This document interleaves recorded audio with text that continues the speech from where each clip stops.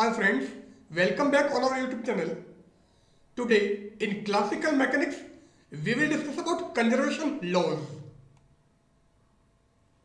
So actually, there are three types of conservation laws. Conservation of linear momentum, conservation of angular momentum and the conservation of energy. तो ये तीन conservation law हैं, conservation of linear momentum, conservation of angular momentum and conservation of energy.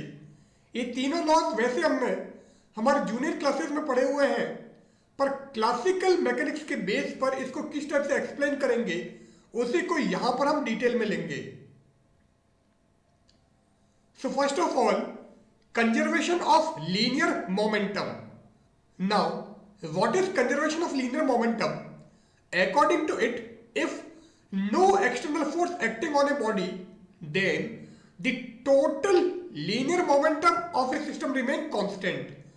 तो अगर किसी body पर कोई भी एक्सटर्नल फोर्स नहीं लग रहा है तो उस केस में उस बॉडी का जो टोटल लीनियर मोमेंटम होगा वो कांस्टेंट होगा.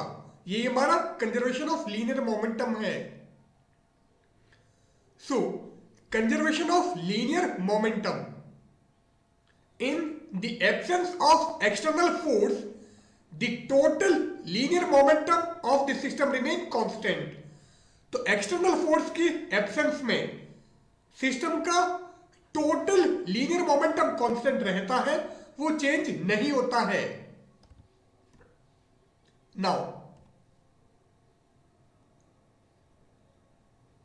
here we are taking a particle I and the position vector of this particle is Ri, and here we have another particle J and the position vector of this particle is Rj. तो यहां पर हमने दो particle system लिया है. एक particle हमारा I है, दूसरा J है. I का पोजीशन वेक्टर Ri, J का पोजीशन वेक्टर Rj है. So the linear momentum of ith particle, क्योंकि लीनियर मोमेंटम हमारा होता है P equal to mv, so इस ith पार्टिकल का अगर लीनियर मोमेंटम लोगे then Pi equal to mi. This mi is actually the mass of ith particle and vi is the velocity, means linear velocity of ith particle. तो ये mi ith particle का मास है and vi इस ith particle की velocity है. Now applied force on ith particle.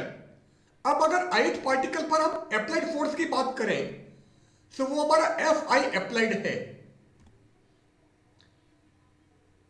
Since here we have two particle system, one particle is I and another particle is J, and according to Newton's third law, if ith particle apply an internal force on jth particle, then jth particle will also exert an internal force on ith particle, and these forces will be equal and in opposite direction. तो Newton के third law के according अगर ith particle jth particle पर internal force लगाता है तो jth particle भी definitely ith particle पर इंटरनल फोर्स लगाएगा और ये दोनों फोर्स इक्वल होंगे और अपोजिट डायरेक्शन में होंगे. So internal force on ith particle due to jth particle. So jth particle के कारण ith पार्टिकल पर इंटरनल फोर्स हम मान लेते हैं Fji. Fji is the internal force on ith particle due to jth particle. Now from Newton second law, F equal to dp by dt और F equal to p dot. So Newton के second law के according F is equal to dp by dt होता है, means force is equal to the rate of change of linear momentum. अब actual में यहां पर equal to sign नहीं होता है, यहां पर प्रोपोर्शनलिटी साइन होता है, एंड जैसे आप इस प्रोपोर्शनलिटी साइन को हटाओगे एक कांस्टेंट आएगा. So F equal to k dp by dt, and ऐसा यूनिट के अंदर k की वैल्यू हमारी 1 होती है, इसलिए F equal to dp by dt हम ले लेते हैं. And dp by dt means rate of change of linear momentum, जिसको पी डॉट भी लिख सकते हैं। अब यहां पर आप ith पार्टिकल की बात कर रहे हो, इसलिए ith पार्टिकल का rate of change of linear momentum हो जाएगा पी आई डॉट। और जो एफ हमारा था, this F is actually the total force, not only the applied force. So ये एफ हमारा एक्चुअल में टोटल फोर्स था, केवल अप्लाइड फोर्स नहीं। इसका मतलब ये जो फोर्स है, this force will be equal to applied force plus internal force. So sigma J F J I plus F I applied is equal to P I dot. This is from Newton's second law. Now, Pi dot is equal to dpi upon dt, and Pi is actually the linear momentum on ith particle, और ith particle का linear momentum जो कि Pi था, वो हमारा क्या था, MIVI। So Pi dot equal to d by dt of MIVI, और ये Vi एक्चुअल में ith पार्टिकल की वेलोसिटी है, एंड ith पार्टिकल का पोजीशन वेक्टर हमारा आर आई था, इसलिए वी आई हो जाएगा D are I by D T. And इसको हम क्या लिख सकते हैं, D by D T of M I R आई, क्योंकि एम आई पार्टिकल का मास है जो टाइम के साथ में चेंज नहीं होगा, इसलिए एम आई को मैं डिफरेंशियल के अंदर ले जाता हूं। तो ये हो जाएगा D by D T of M I R I, और ये बन जाएगा हमारा D two by D T two. So P I dot equal to D two by D T two of M I R I. Let all the internal forces obey the Newton's third law.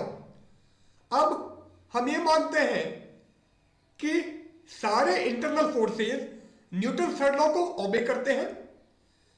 इसका मतलब अगर to particle system आप ले रहे हो, so F J I equal to minus F I j, means force on ith particle due to jth particle will be equal to the force on jth particle due to ith particle, और ये दोनों forces equal होंगे पर opposite direction में होंगे, इसलिए हमने यहां पर नेगेटिव लगा दिया है। But P I dot equal to sigma J F J I plus F I applied था। सो फॉर होल सिस्टम, अगर पूरा सिस्टम ले तो क्या हो जाएगा, sigma I J, I is not equal to J, F J I plus sigma I F I applied is equal to sigma I P I applied. तो हमने यहां पर सिग्मा आई और लगा दिया है, क्योंकि कोई भी पार्टिकल अपने ऊपर इंटरनल फोर्स नहीं लगाएगा, इसलिए यहां पर I is not equal to J होगा। And P I dot is actually D two by D T two of M I R I. So ये हमारा हो जाएगा D two by D T two of sigma I M I R I. Here sigma ij, I is not equal to j, f j I is the total internal force on the system। तो system पर जो total internal force होगा वो हमारा ये होगा। And Newton third law से हमने ये कहा है, it means F I J plus F J I equal to zero. So ith particle पर jth पार्टिकल के कारण जो इंटरनल फोर्स है, एंड jth पार्टिकल पर ith पार्टिकल के कारण जो इंटरनल फोर्स है, अगर दोनों को मिला ले तो टोटल इंटरनल फोर्स हमारा जीरो हो जाएगा। इसका मतलब सिस्टम का जो टोटल इंटरनल फोर्स होगा वो जीरो होगा। अब इक्वेशन हमने ये निकाली थी और हमने कहा है कि इसकी वैल्यू जीरो है, तो इसको जीरो कर देंगे। So sigma I F I applied is equal to d2 by dt2 of sigma I m I r I, the position vector of center of mass। अब सेंटर ऑफ मास की definition अगर हम लें सो उसका position vector क्या होगा, R is equal to sigma I MIRI upon sigma I MI. This is from the definition of center of mass. Now, sigma I MI is actually the total mass of the system, जिसको हम m लिख सकते हैं, तो इसको आप m लिख दो. So R equal to sigma I MIRI upon capital M. अब क्रॉस मल्टीप्लाई कर देते हैं, तो ये हो जाएगा sigma I MIRI equal to M into capital R. This is the position vector of center of mass. इसका मतलब इसकी जगह आप M R लिख सकते हो. Here sigma I MI equal to M and this is the total mass of the system. तो system का टोटल मास कैपिटल M हो गया है. अब ये क्वेश्चन हमने निकाली थी एंड हमने कहा है sigma I M I R I equal to M R है. सो इसकी जगह हम एम आर लिख देते हैं. सो राइट हैंड साइड क्या हो जाएगी, D two by D T two of M R and M system का टोटल मास है और ये टाइम के साथ चेंज नहीं होगा, इसलिए एम को हम डिफरेंशियल से बाहर ले लेते हैं. So sigma I F I applied equal to M d2r upon dt2. Now the total linear momentum of the system. अब सिस्टम का अगर आप टोटल लीनियर मोमेंटम लें, so P equal to sigma I M I we I. So जैसे आपने sigma आई कर दिया, इसका मतलब सारे लीनियर मोमेंटम को आपने ऐड कर दिया है. सो this will be the total linear momentum of the system and vi हमारा हो जाएगा dri by dt. So p की वैल्यू हमको ये मिल गई एंड हम क्या करते हैं, इस mi को डिफरेंशियल के अंदर ले लेते हैं क्योंकि टाइम के साथ ये वेरी नहीं करेगा. सो p आ गया d by dt of sigma i m i r i and sigma i m i r i को हम m r लिखें, तो जैसे आप ये वैल्यू यहां पर रखोगे P हो जाएगा d by D T of M R. So P equal to M D R by D T, क्योंकि इस m को हमने डिफरेंशियल से बाहर ले लिया है. If total external force acting on the centre of mass is zero, तो सेंटर ऑफ मास पर जो टोटल एक्सटर्नल फोर्स लग रहा है अगर वो जीरो हो तो क्या होगा, sigma I F I applied equal to zero and sigma I F I applied हमारा ये था और हमने कहा है ये जीरो है, it means M D two R upon D T two equal to zero. So M D two R upon D T two equal to zero and M D R by D T हमारा P है. इसका मतलब M D two R upon D T two हमारा हो जाएगा D P by D T. So m d2r by dt2 equal to 0, it means dp by dt equal to 0. And अगर किसी quantity का डिफरेंशियल जीरो है, इसका मतलब वो क्वांटिटी हमारी कांस्टेंट है, चेंज नहीं होती है. सो p इज कांस्टेंट. सो अगर सेंटर ऑफ मास पर एक्सटर्नल फोर्स जो लग रहा है वो जीरो है, तो p की वैल्यू हमारी कांस्टेंट होगी. Now sigma I fi applied equal to 0. So हम ये मान रहे हैं कि अगर सिस्टम पर टोटल एक्सटर्नल फोर्स हमारा जीरो है, देन अभी हमने प्रूव किया है कि P की वैल्यू हमारी कांस्टेंट होगी, लीनियर मोमेंटम चेंज नहीं होगा. Thus, in the absence of external force, the total linear momentum of the system remains constant. So conservation of linear momentum के अकॉर्डिंग अगर सिस्टम पर एक्सटर्नल फोर्स नहीं लग रहा है तो सिस्टम का टोटल लीनियर मोमेंटम हमारा कांस्टेंट होगा, चेंज नहीं होगा. Now next one is conservation of angular momentum. अब लीनियर मोमेंटम का जो कंजर्वेशन हमने लिया था उसमें अगर एक्सटर्नल फोर्स की वैल्यू जीरो है तो टोटल लीनियर मोमेंटम हमारा कांस्टेंट था। एंड एंगुलर मोमेंटम का कंजर्वेशन अगर लेते हो तो अगर सिस्टम पर टोटल एक्सटर्नल टॉर्क की वैल्यू 0 है तो एंगुलर मोमेंटम हमारा चेंज नहीं होगा, कांस्टेंट रहेगा। So conservation of angular momentum, in the absence of external torque the total angular momentum of the system remain constant। so अगर सिस्टम पर कोई एक्सटर्नल टॉर्क नहीं लग रहा है तो सिस्टम का टोटल एंगुलर मोमेंटम कांस्टेंट रहेगा। नाउ ये हमारा ith पार्टिकल, और इस ith पार्टिकल का position vector R I. Let mass of ith particle is M I. तो इस पार्टिकल का मास हमने एम आई ले लिया है। Linear momentum of ith particle is P I. Linear momentum इस पार्टिकल का पी आई है। If this particle rotates about an arbitrary axis then its angular momentum. अब ये जो हमारा पार्टिकल है किसी आर्बिट्ररी एक्सिस के अलोंग रोटेट होता है तो उसका एंगुलर मोमेंटम क्या आ जाएगा, L I equal to R I cross P I.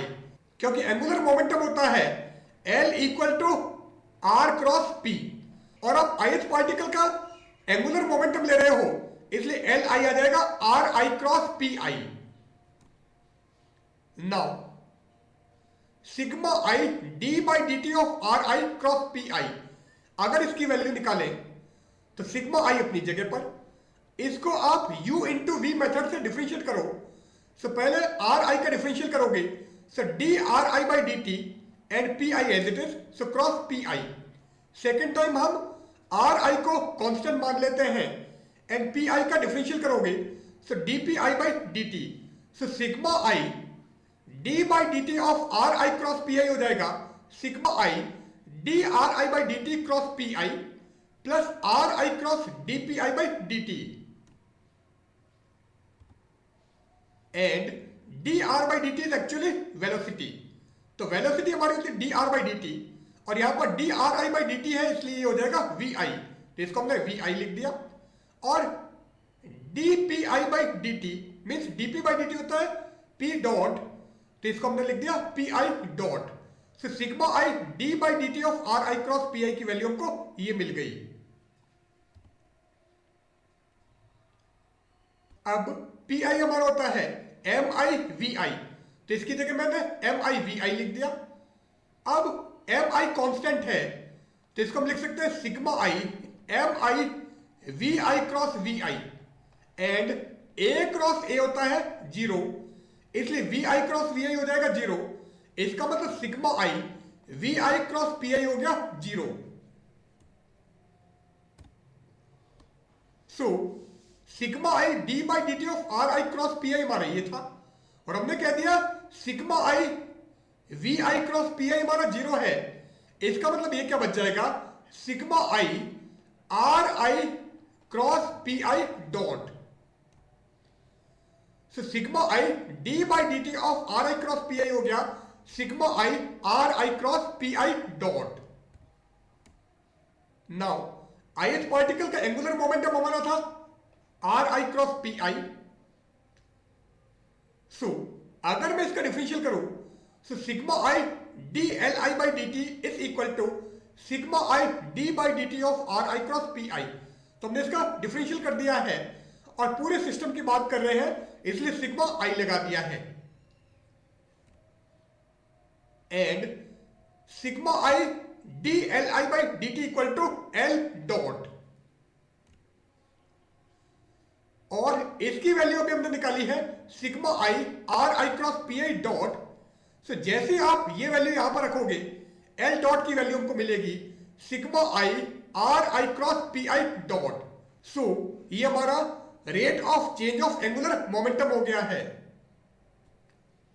And here L is actually the total angular momentum of the system. So ये जो हमारा एल है ये सिस्टम का टोटल एंगुलर मोमेंटम है,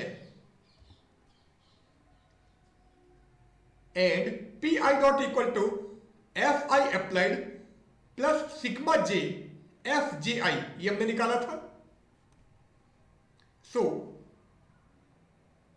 जैसे आप इस पी आई डॉट की जगह ये वैल्यू यहां पर रखोगे, L dot equal to sigma I R I cross F I applied plus sigma I J I not equal to J R I cross F J I for 3 particle system. अब अगर system में केवल 3 particle हो तो क्या होगा, sigma I J I not equal to J R I cross F J I आप निकाल रहे हो। आई की वैल्यू 1, जे की वैल्यू 2 3 कर दी क्योंकि आई नॉट इक्वल टू जे है। तो जैसे आप इसके अंदर आई को 1 और जे को 2 3 रखोगे तो हो जाएगा R1 cross F21 plus R1 cross F31। Now I equal to 2 so J equal to 3 and 1, क्योंकि J की वैल्यू 2 नहीं होगी क्योंकि I की वैल्यू हमारी 2 हो गई है। तो इसके अंदर हम I को 2 एंड J को 3 एंड 1 रखें।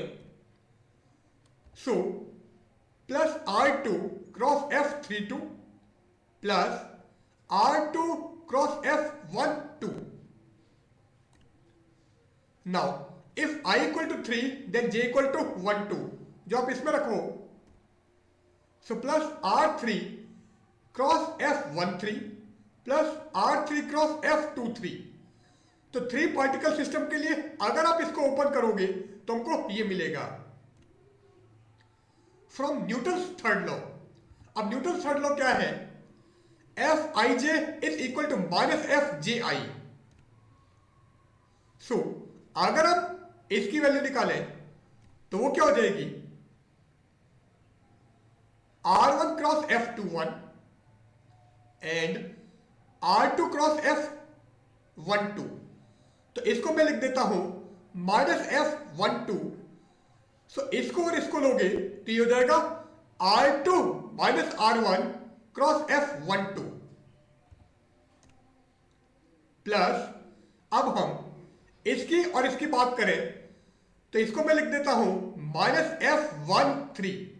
तो जैसे आप इसमें और इसमें F13 कॉमन लोगे ब्रैकेट में आ जाएगा R3 माइनस R1 और क्रॉस F13 अपनी जगह पर।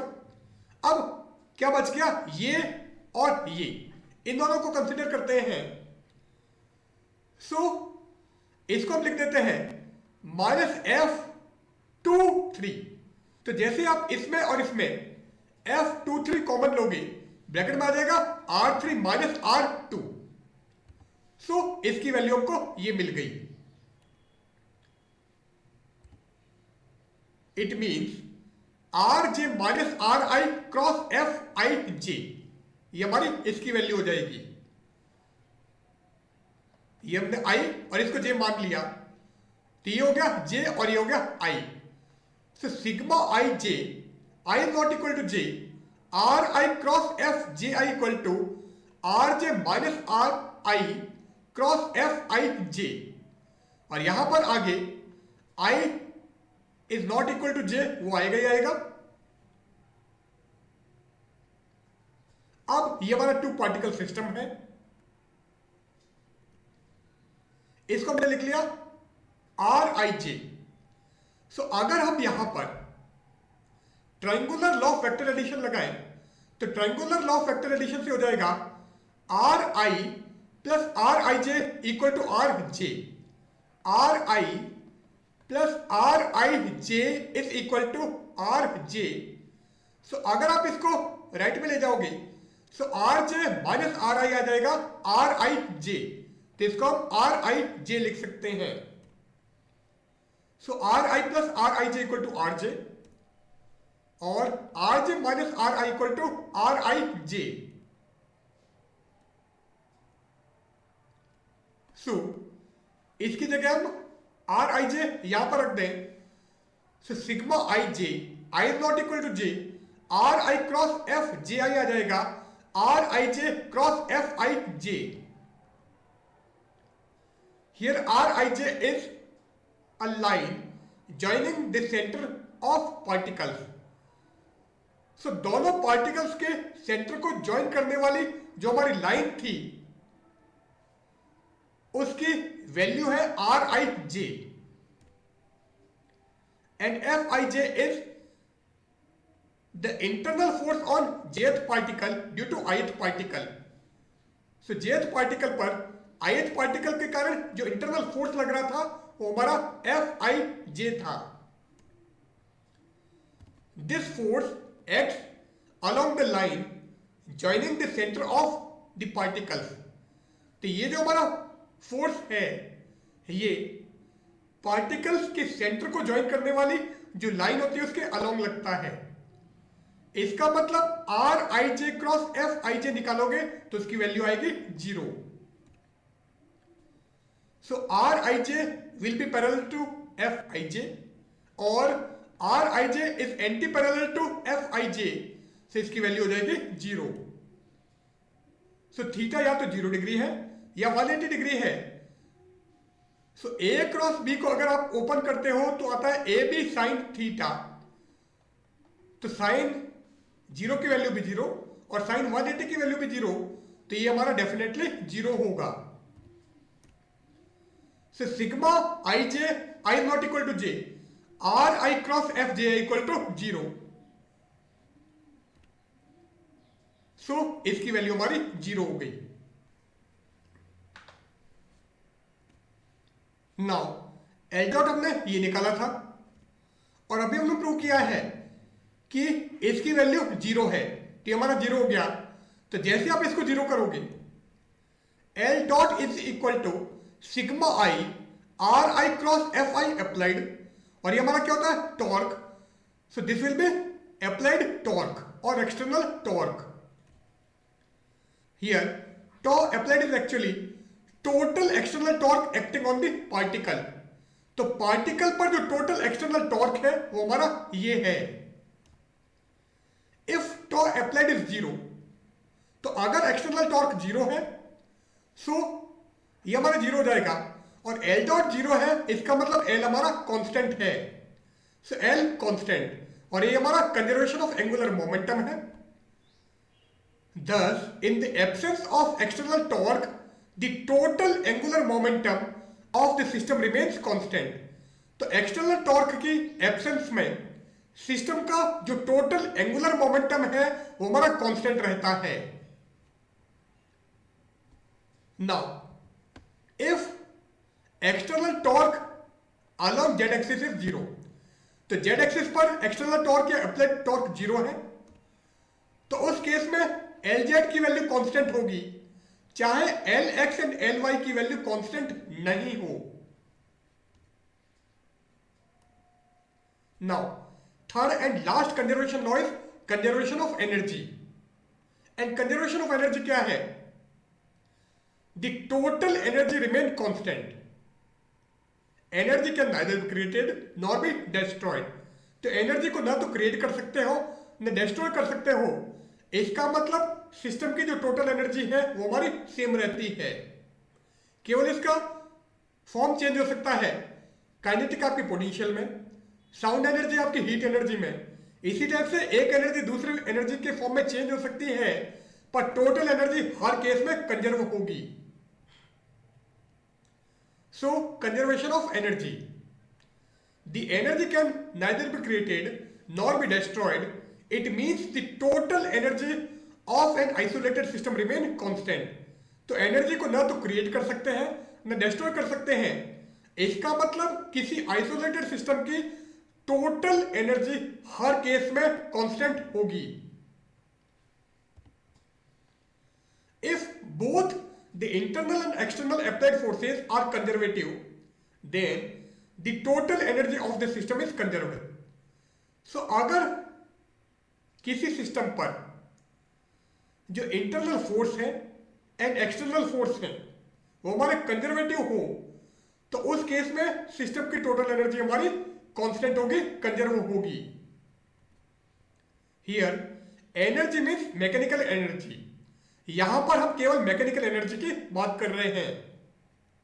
Mechanical energy means potential energy plus kinetic energy. तो potential energy and kinetic energy का जो सम है वो हमारा मैकेनिकल एनर्जी है। the work done by all the forces in moving the system from initial position 1 to final position 2. So initial position 1 से final position 2 पर हम पार्टिकल को लेकर जा रहे हैं, तो वर्क डन क्या होगा, W12 equal to sigma I integration 1 to 2 F I dot D R आई, क्योंकि वर्क डन होता है force into displacement, so F dot D S हमारा वर्क डन है, and this is actually total force, and total force is sum of applied force and internal force.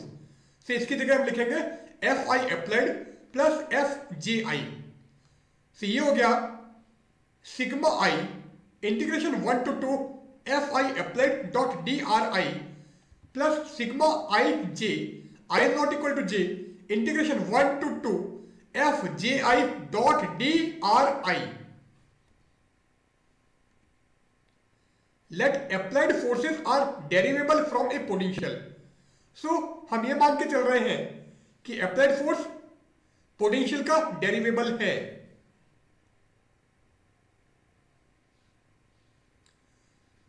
And potential energy and force में relation है F equal to minus D V by D R, और ith particle लोगे तो F I और ये भी हो जाएगा D we I. So F I equal to minus D we I upon D are I, and D by D R I को हमने डेल आई लिख दिया है। So F I equal to minus del I we I. So sigma I integration 1 to 2 F I applied dot D R I क्या हो जाएगा, minus sigma I integration 1 to 2 del I we I dot D R आई, क्योंकि ये जो हमारा F I था actual में F I applied था, सो इस एफ आई अप्लाइड की जगह हमने ये यहां पर रख दिया तो हमको ये मिल गया, and this del I is actually del operator, and del operator क्या है, del I equal to I cap delta by delta x I plus J cap delta by delta Y I plus के cap delta by delta Z I. और अगर हम इसको X Y Z के form में नहीं लिखें तो डेल आई हो जाएगा D by D R I. So आप इसकी जगह डी बाई डी आर आई रखोगे, सो जैसे यहां पर डी बाई डी आर आई आपने रखा, सो ये डी आर आई और ये डी आर आई कैंसिल हो जाएगा और आपको यहां पर मिल जाएगा D we I.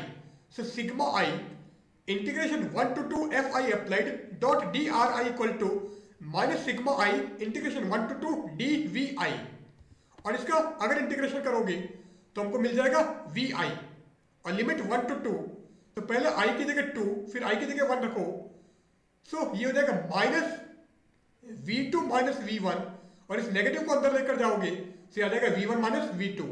So sigma I integration 1 to 2 F I apply dot D R I हो गया v1 minus v2। Let the internal forces are conservative. So internal forces को हम कंजर्वेटिव मान के चल रहे हैं, and they can be derived from a potential V आई जे, और वी आई जे जो पोटेंशियल है उससे हम इंटरनल फोर्सेस को डिराइव कर सकते हैं, और साथ में ये फोर्सेस हमारे न्यूटन थर्ड लॉ को भी ओबे करते हैं। सो एफ जे आई हो जाएगा minus del I J we I J, and del operator Newton third law को अगर ओबे करे सो डेल आई जे आ जाएगा minus del J I.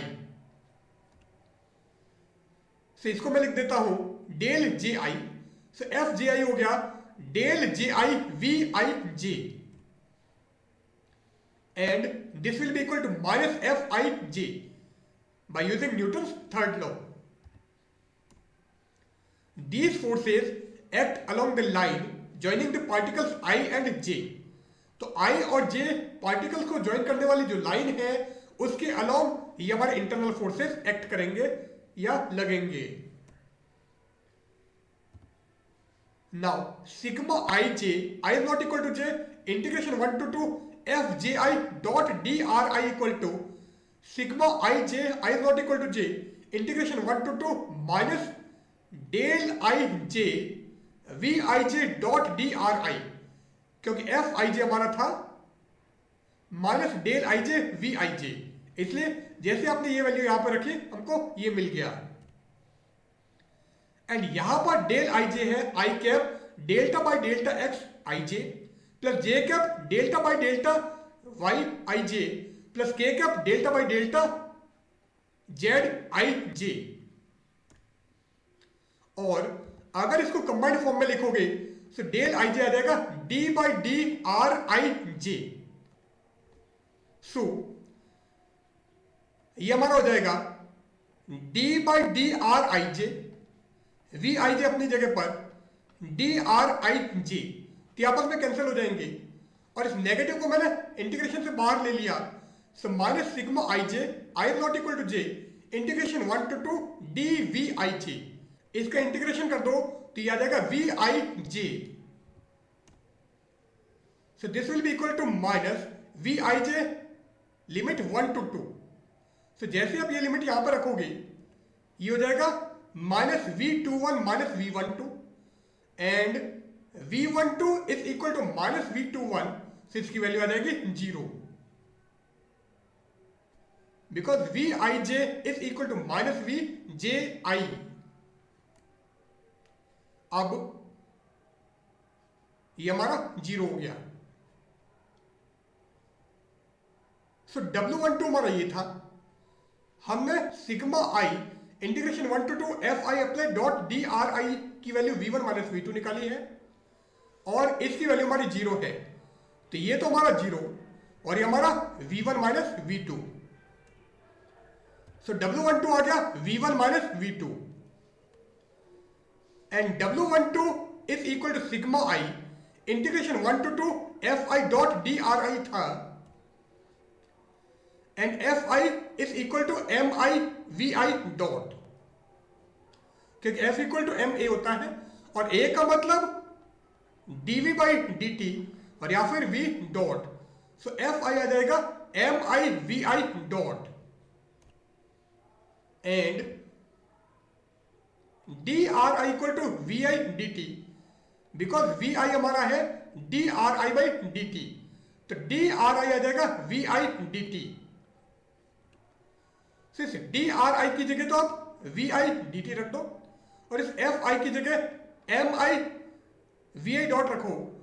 So W12 हो जाएगा sigma I integration 1 to 2 M I we I dot dot V I D T और V आई dot का मतलब D V by D T, तो जैसे आप यहां पर D we I upon D T रखोगे इस डी टी से ये डी टी कैंसिल हो जाएगा और ये क्या हो जाएगा sigma I integration 1 to 2 M I we I D we I and इसको हम लिख देते हैं differential of half M I we I square, क्योंकि जैसे आप इसको ओपन करोगे हाफ एम आई कॉन्स्टेंट और वी आई स्क्वायर का डिफरेंशियल हो जाएगा 2 वी आई डी वी आई, तो 2 से 2 कैंसिल हो गया।